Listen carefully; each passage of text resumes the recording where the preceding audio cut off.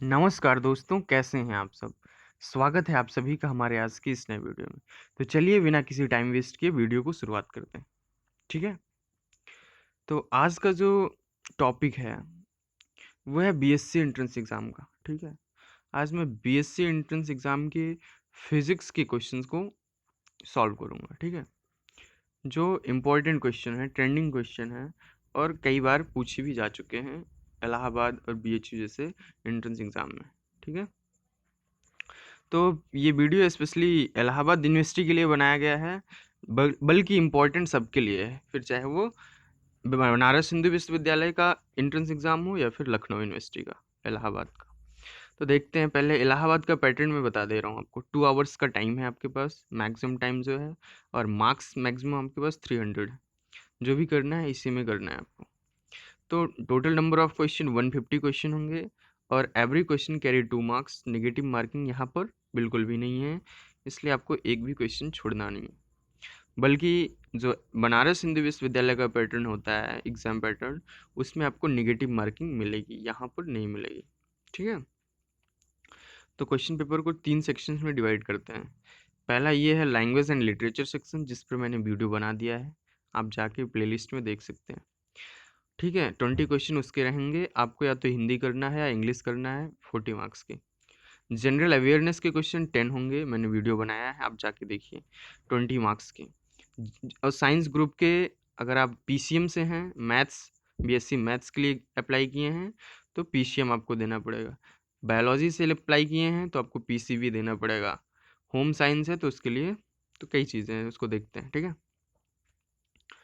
तो इसके 40 क्वेश्चन होंगे, ठीक है? पीसीएम मतलब फिजिक्स, केमिस्ट्री, मैथ, सबके 40 क्वेश्चन मिला के 120 क्वेश्चन हो गए। तो 240 क्वेश्चन, 240 मार्क्स के 120 क्वेश्चन, ठीक है? चलिए, मैंने केमिस्ट्री पर वीडियो बना दिया है, मैथ्स पर बना दिया है, इस साल भी पिछले साल भी। आप जाके वीडियो देख लीजिए, ठीक है? फिर ये नया देखिए। क्वेश्चन नंबर पहला देखते हैं। The upper and lower portion in common type of bifocal lenses are respectively. सामान्य प्रकार के द्विफोकल लेंस में ऊपरी और निचली भाग क्रमशः होते हैं डैश डैश क्या होते हैं? तो वो जो होते हैं, ऑप्शन ए सही है, कॉन्वेक्स एंड कॉनकेव होते हैं, ठीक है? बाईफोकल लेंस क्या होता है पता है? Bifocal lens are eye glasses with two distinct optical powers, ठीक है? आई ग्लासेस वही कॉन्वेक्स और concave. Bifocals are commonly prescribed to people with presbyopia, बीमारी होती है, who also requires a correction for myopia, and myopia का मतलब समझते हैं आप? A condition in which close objects appear clearly, but जो दूरी वाला है वो हमको दिखाई नहीं देता है, ठीक है? इसको नियर साइटेडनेस भी बोलते हैं, okay? Next question, question number 2।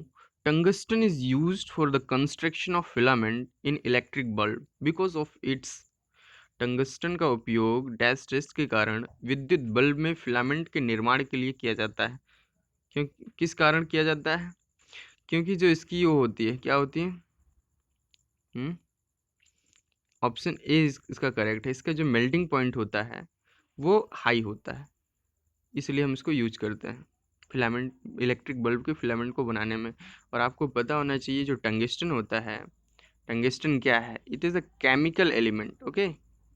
Chemical element with the symbol, इसका सिंबल पता है? कैपिटल डब्ल्यू है। Capital W is the symbol of tungsten. Atomic number की बात करें तो ये इसका एटॉमिक नंबर 74 होता है। टंगस्टन का एटॉमिक नंबर 74 होता है और इसका melting point, high melting point होता है। तो आप जानते हैं कितना मेल्टिंग पॉइंट होता है? इसका एमपी जो है मेल्टिंग पॉइंट 3422 डिग्री सेल्सियस, समझ रहे हैं? 3422 डिग्री सेल्सियस। और इसका जो बॉइलिंग पॉइंट होता है वो 5555 डिग्री सेल्सियस होता है, ठीक है? और टंगस्टन की जो मीनिंग होती है, means tungsten refers to heavy stone, ठीक है? ये स्वीडिश टर्म है।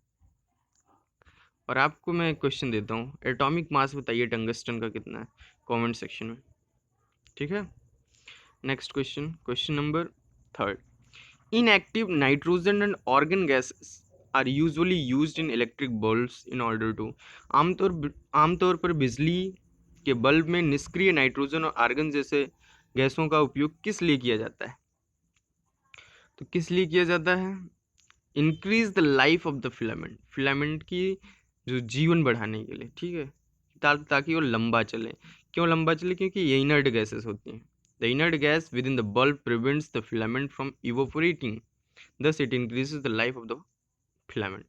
ठीक है, इनर्ट गैसेस क्या होती हैं? An inert gas is a gas that doesn't undergo chemical reaction under a set of what given condition.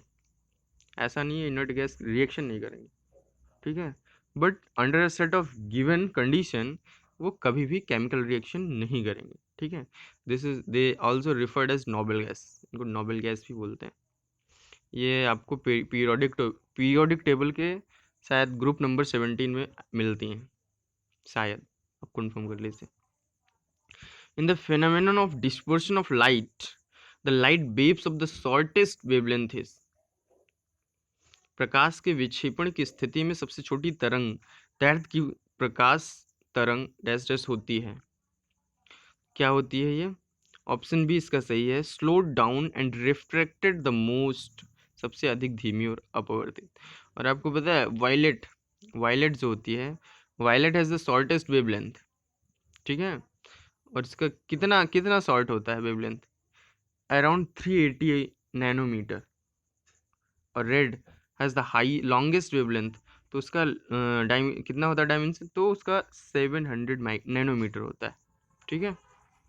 Next question, question number 5 में आपको क्या है कि एन ऑसिलोस्कोप, ठीक है, oscilloscope is an instrument which allows us to see waves produced by. Oscilloscope एक उपकरण है जो हमें दिस द्वारा डैश डैश द्वारा उत्पादित तरंगों को देखने में मदद करता है। तो यह है सी, साउंड, ठीक है, ठीक है ना, साउंड की वेव्स को। Oscilloscope is an instrument which allows us to see waves produced by sound. The microphone can then pick up the sound and convert it to an electrical signal which can be displayed on the oscilloscopes. ठीक है, sound के जो waves होती हैं उनके लिए, ठीक है। तो इसको बनाया किसने था? कार्ल फर्डिनेंड ब्राउन ने बनाया था, ठीक है, इसके इन्वेंटर थे ऑसिलोस्कोप के। Next question, question number 6, The distribution of electrons into different orbits of an atom as suggested by Bohr. एक परमाणु की विभिन्न कक्षाओं में इलेक्ट्रॉन का वितरण जैसे कि बोहर द्वारा समझाया गया है, सुझाया गया है, क्या है? तो वो क्या है आपको पता होना चाहिए। क्या है बोहर मॉडल? क्या है बोहर मॉडल? क्या है? उसमें होता है कि maximum number of electrons in an cell, maximum n of electron in K L M. पहली में कितना होगा? 2 होगा, उसके बाद 8 होगा, फिर उसके बाद 18 होगा, फिर उसके बाद 32 होगा। के में 2, एल में 8, एम में 18 और एन में 32, ठीक है। और इसको रिप्रेजेंट, इस मॉडल बोहर मॉडल को प्रेजेंट किसने किया था? तो नील्स बोर ने किया था एंड अर्नेस्ट रैदरफोर्ड, दोनों ने मिलकर किया था। उसका अलग मॉडल था, लेकिन 1913 में दोनों ने मिलकर एक नया मॉडल प्रेजेंट किया जिसको बोहर मॉडल भी बोलते हैं, रैदरफोर्ड बोहर मॉडल भी बोलते हैं, ठीक है। Next question, question number 7, carbon or graphite rods are used in atomic reactors as moderators for sustained nuclear chain reaction through nuclear fission process. In this process क्या होता है कि the neutrons are made slow. Moderators इनका काम ही वही है। Moderators like carbon and graphite are used for slowing down the neutrons from fission, have very high speed and must be slowed greatly by moderation to maintain the chain reaction, ठीक है। Next question, question number 8, the distance time graph for an object. इसका मैंने graph नहीं दिया है तो इसका पढ़ना कोई क्वेश्चन आप पढ़ लीजिए। अच्छा, the distance time graph for an object is shown above, which one of the following statement holds true for this object. तो ग्राफ वाले भी क्वेश्चन पूछे जाते हैं, ठीक है। इसका ग्राफ नहीं है तो इसको करना। Question number 9, for a harmonic oscillator the graph between momentum p and displacement q would come out as. एक हार्मोनिक ऑसिलेटर के लिए गति p और विस्थापन q के बीच का ग्राफ किस प्रकार होगा? सबको पता है, एन इलिप्स, अंडाकार होगा। और इलिप्स क्या होता है पता है? N ellipse is the locus of point that moves such that the sum of its distances from two fixed point, वहां से यहाँ दोनों का जो है fixed point called the foci is constant। ठीक है, इलिप्स हो गया। Question number 10, statement. ऐसे भी क्वेश्चन आते हैं, ठीक है, 2 3 4 क्वेश्चन ऐसे ही आते हैं। स्टेटमेंट दिया होगा न, एक और दो 3 स्टेटमेंट होंगे, आपको बताना है कौन सही है कौन सा गलत है, क्या उसका एक्सप्लेनेशन, ये सेकंड वाला करेक्ट है, एक स्टेटमेंट है, फिर उसको एक्सप्लेन करके दूसरा स्टेटमेंट है, बताना होगा क्या इसने सही एक्सप्लेन किया है, दोनों स्टेटमेंट गलत है सही है क्या है। ठीक है, ऐसे क्वेश्चन आते हैं। When a gun is fired, it recoils. That is, it pushes back with much less velocity than the velocity of the bullet.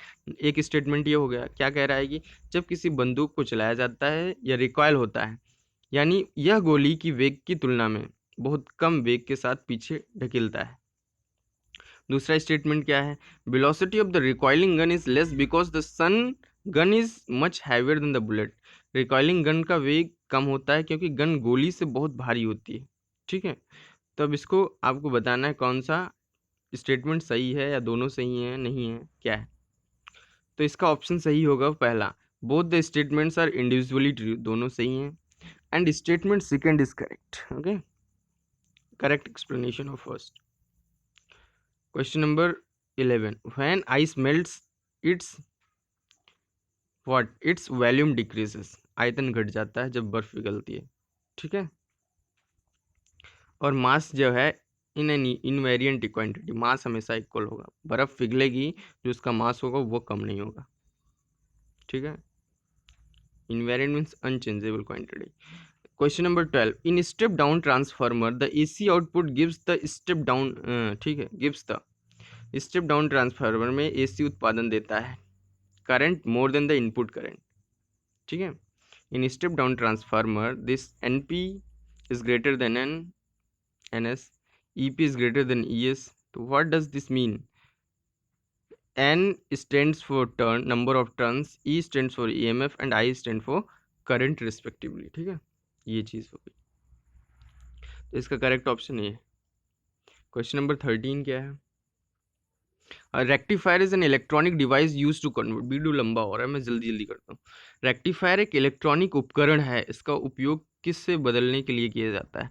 आप लोगों को पीडीएफ अगर चाहिए, ठीक है, प्रॉब्लम हो रही है तो आप वो क्या उसमें डिस्क्रिप्शन बॉक्स में नंबर मिलेगा, आप व्हाट्सअप कर दो, मैं सेंड कर देता हूँ। ठीक है, क्वेश्चन नंबर क्या है? 13, rectifier is an electronic device use to convert.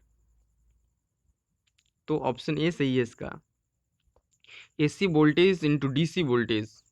Okay, यही काम है रेक्टिफायर का। नेक्स्ट क्वेश्चन 14, स्टेटमेंट फर्स्ट, फिर आ गए ना स्टेटमेंट के question. Pulling a lawn roller is easier than pushing it. क्या है कि एक लॉन रोलर को खींचना उसे धकेलने की तुलना में आसान है। नंबर 1 स्टेटमेंट हो गया। दूसरा क्या है? Pushing increase the apparent wait, okay, and hence the force of friction. धकेलने से अस्पष्ट वजन बढ़ता है और इसलिए घर्षण बल बढ़ता है। क्या ये सही स्टेटमेंट है? तो आपको चारों जो हैं ऑप्शन पढ़ने हैं फिर बताने हैं।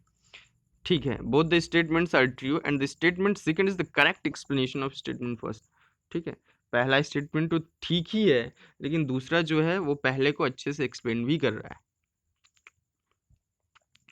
ठीक है, इसका एक्सप्लेनेशन ये है क्यों उसका वेट बढ़ जाता है। Okay, next question, question number 15, it is difficult to cut things with a blunt knife. क्यों? क्योंकि वही, या प्रेशर लगा दो, pressure is equal to force per unit area. ठीक है, उस फॉर्मूला याद होगा तुरंत कर लोगे। बिना धार वाले चाकू से चीज़ों को काटना मुश्किल होता है, क्यों?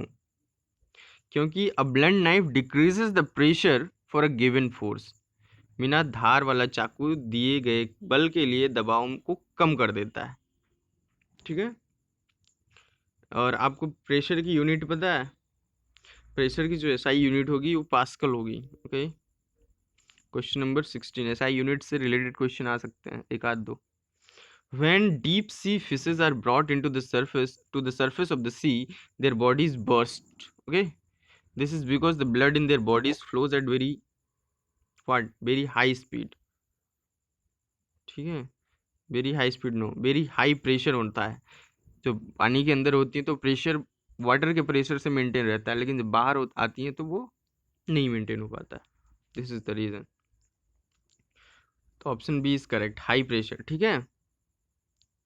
Next question, question number 17। A bus travels at a speed of 50 km/h to go from its origin of its destination at a distance of 300 km and travels at a speed of 60 km/h to return to the origin. What is the average speed of the bus? सबको calculate करो। Average speed को formula पता है ना? Average speed is equal total distance upon total time, ठीक है। तो formula apply कर दोगे, आंसर आ जाएगा। तो answer C is correct, 54.55 km/h। Question number 18 क्या है? Device which is used in our TV set, computer, radio set for the storing the electrical charges. तो वो क्या है? रजिस्टर है, कैपेसिटर है? तो ऑप्शन डी करेक्ट है, कैपेसिटर है। Capacitor condenser is used to store energy in an electric field, C is equal to Q upon V, ठीक है। Question number 19। Which type and types of fans use capillary actions in addition to gravity for flow of inks। स्याही के प्रवाह के लिए गुरुत्वाकर्षण के अतिरिक्त किस प्रकार की कलम केशिका का उपयोग करती है, क्रिया का उपयोग करती है? तो fountain pens. Difference between fountain pen and ball point pen पता है? ये निब पेन होते हैं, इनको निब पेन भी बोलते हैं, fountain pen. And fountain pen uses capillary action in addition to gravity for flow of links. Option A is correct. Next question, question number 20. If two conducting spheres are separately charged and then brought in contact, ये दो संवाहक क्षेत्रों को अलग से charge किया जाता है और फिर संपर्क में लाया जाता है, तब क्या होगा? तो the total charges on the two sphere is conserved. दो क्षेत्रों के पर कुल चार्ज संरक्षित है। मीन्स यहाँ पे ऑप्शन ए करेक्ट है, यही लॉ लग जाएगा। कौन सा law? Law of conservation of energy, sorry charge, ठीक है। तो law of conservation of charge क्या कहता है? It says that the net charge of an isolated system will always remain constant. हम कुछ भी कर दें, डिस्ट्रॉय कर दें, बना दें, बिगाड़ दें, कुछ भी कर दें, तो ऑप्शन ए इसका करेक्ट है। Question number 21। In an observation, alpha particle, beta particle, and gamma rays have same energies. Their penetrating power in a given medium in increasing order will be। आपको इनको इनके पेनिट्रेशन पावर के according increasing order में set करना है तीनों race को, alpha, beta, gamma, ठीक है। तो करते हैं। पहला ऑप्शन सही है, gamma are the most penetrating rays, beta are the moderate and alpha are the less penetrating, least. तो ऑप्शन ए वाला ऑप्शन जो है करेक्ट है, alpha, beta, gamma increasing order में। डिक्रीजिंग ऑर्डर में होता तो गामा, बीटा, अल्फा हो जाता।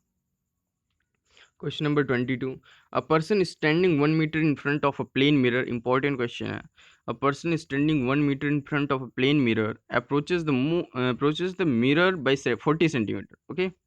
The new distance between the person and his image in the plane mirror. क्या है क्वेश्चन? कह रहा है कि समतल दर्पण से 1 मीटर की दूरी पर खड़ा व्यक्ति दर्पण के 40 सेंटीमीटर नज़दीक आता है। दूर खड़ा है 1 मीटर, नज़दीक आया 40 सेंटीमीटर। व्यक्ति, अब आपको दूरी बताना है कि व्यक्ति और समतल दर्पण में व्यक्ति की छवि के बीच में नई दूरी क्या है, ठीक है। हमारी जो डिस्टेंस है वो मिरर से तो घट रही है, लेकिन जो हमारी डिस्टेंस इमेज से है वो बढ़ रही है, क्योंकि आपको पता है प्लेन मिरर की एक क्वालिटी होती है, plane mirror forms the image behind it, ठीक है, अपने पीछे इमेज बनाता है at the same distance as that its distance from object, ठीक है, placed in front of the mirror. जहां हम खड़े हैं उतनी ही दूरी लेकर वो पीछे इमेज बनाता है प्लेन मिरर, यही क्वालिटी इसकी। तो डेट्स द रीज़न। तो डिस्टेंस क्या हो जाएगी? 60 को 2 से इंटू कर देंगे, ऑप्शन आंसर मिल जाएगा 1.2 metre, okay. Next question, question number 23। In respect of the difference of the gravitational force from electric and magnetic forces, which one of the following statement is true? विद्युत और चुंबकीय बलों से गुरुत्वाकर्षण बल के अंतर के संबंध में निम्नलिखित में से कौन सा कथन सही है? तो आपको पता होना चाहिए क्या है gravitational force, electric force, magnetic force, इन सब की डिफिनीशंस वगैरह पता होनी चाहिए।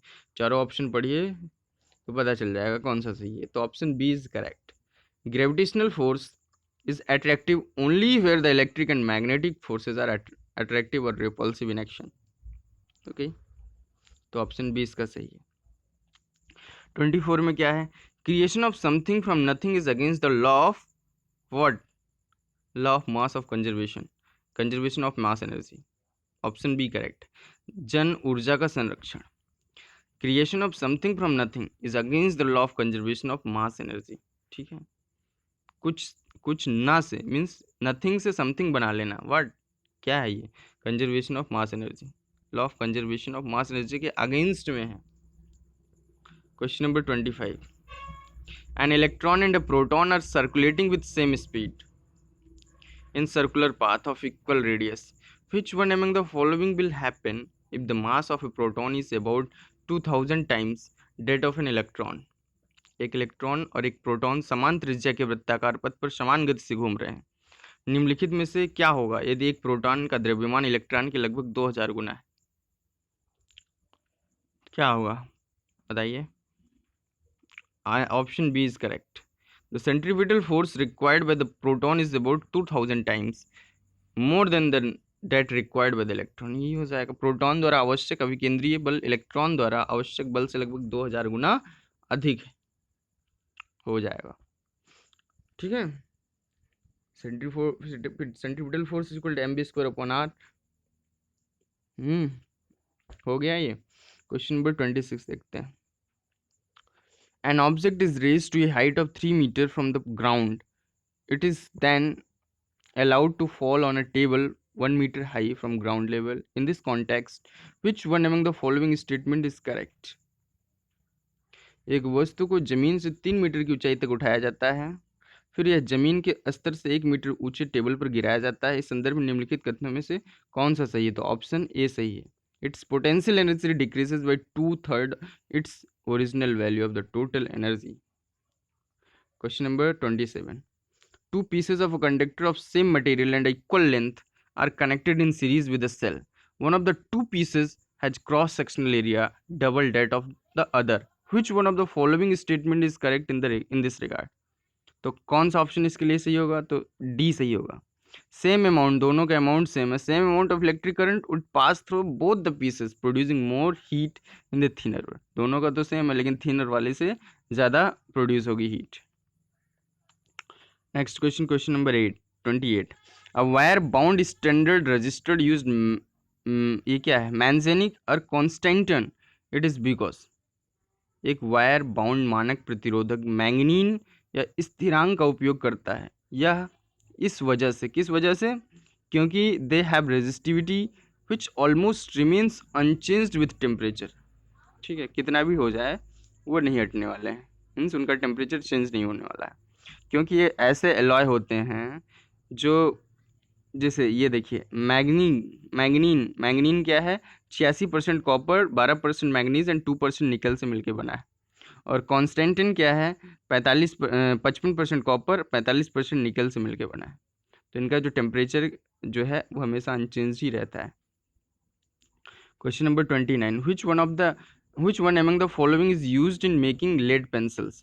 तो ग्रेफाइट करेक्ट आंसर है। ठीक है, ग्रेफाइट और सॉइल से मिलके बनते हैं, क्ले वगैरह से। ठीक है, और ऐसा क्यों है? ग्रेफाइट ही क्यों यूज करते हैं? क्योंकि graphite is used in making lead pencils due to the ability to leave marks on paper and other objects. Okay, question number 30, sodium metal should be stored in, sodium धातु को किस में संग्रहित किया जाना चाहिए? तो मिट्टी के तेल में। रीजन क्या है? Sodium metal should be stored in kerosene oil. Sodium is a very reactive metal. It is kept in kerosene to prevent it from coming in contact with oxygen and moisture. क्योंकि वो जब बाहर जब होगी ना तो वो ऑक्सीजन और या मॉइस्चर के कांटेक्ट में आएगी, और आएगी तो क्या करेगी? एक्सोथर्मिक रिएक्शन होगा। और एक्सोथर्मिक रिएक्शन में आपको पता है क्या होता है कि हीट जनरेट होती है, बहुत ज़्यादा हीट जनरेट हो जाएगी, इसीलिए sodium is kept under kerosene. Next question, question number 31, the material used in the fabrication of transistor is, तो सिलिकॉन। ठीक है, in which of the following process is energy released? Respiration में होती है। Okay, the technique of collecting information about an object from a distance without making physical contact with it, उसी को क्या बोलते हैं? उसी को बोलते हैं, अब ये आप बताइए। इसीलिए मैंने कमेंट योर आंसर लिखा है, कमेंट करके बताइए, आसान सा है कि ये तो मैं ही बता देता हूँ। The technique of collecting information about an object from a distance without making a physical contact with it is, बताइए। 24 देखिए, 34, curie is the unit of radioactivity. लेकिन ये एसआई यूनिट नहीं है। एसआई यूनिट क्या है? एसआई यूनिट बताएंगे, becquerel है, represented capital B and small Q. ठीक है, 1 curie is equal to 37 billion, sorry billion B Q, becquerel होता है। ठीक है, next question, question number 35, the source of the sun's energy is the process of, is the process of nuclear fusion, fusion not fission, nuclear fusion, option C correct है, परमाणु संलयन। Okay, sun generate its energy by nuclear fusion of hydrogen nuclei into helium, fission नहीं fusion, याद रखना। Question number 36, the strongest force in nature is, कौन सी है? Nuclear force है। ठीक है, 37, in nuclear reactor heavy water used as, ये मॉडरेटर यूज्ड होता है। ऊपर आपने देखा था ग्रेफाइट किस लिए यूज होता था। Heavy water is basically used as a moderator in nuclear reactor to slow down the neutrons so that they are captured and become effective to bring down the fission reaction. 38 देखते हैं, electric current in a metal wire is due to the flow of electrons. एक धातु के तार में electric current के प्रवाह का कारण होता है, क्या कारण होता है? An electron current is flow of electric charge which is often carried by moving electrons, option A is correct. The nature of fuse wire is, fuse wire की प्रकृति क्या है? लो मेल्टिंग पॉइंट होता है। ठीक है, कम गलनांक बिंदु होता है। क्यों होता है? क्योंकि जब शॉर्ट सर्किट में काम देता है ना, अगर कम रहेगा तभी तो कट होगा, नहीं तो चलता रहेगा। हाई मेल्टिंग पॉइंट होगा तो वो खत्म ही नहीं होगा, और शॉर्ट सर्किट में कोई मतलब नहीं हुआ उसका लगाने का, ब्रेक ही नहीं होगा। 40, अ ट्रांसफार्मर क्या है? A transformer is use to bring voltage up और down in AC electric circuit according to our needs. ठीक है, तो ऑप्शन बी इज करेक्ट। तो ये था आज का वीडियो। ठीक है, फिजिक्स पर। तो लगे रहिए, पढ़ते रहिए, अच्छे से पढ़िए। नेक्स्ट वीडियो में मिलते हैं, ख्याल रखिए अपना। वीडियो में कोई डाउट हो तो कमेंट सेक्शन में आइए, और आपको मेरा डिस्क्रिप्शन बॉक्स में नंबर मिल जाएगा, इंस्टाग्राम की लिंक मिल जाएगी, आप जाके फॉलो कर सकते हैं, क्वेरी कर सकते हैं। ठीक है, मिलते हैं नेक्स्ट वीडियो में।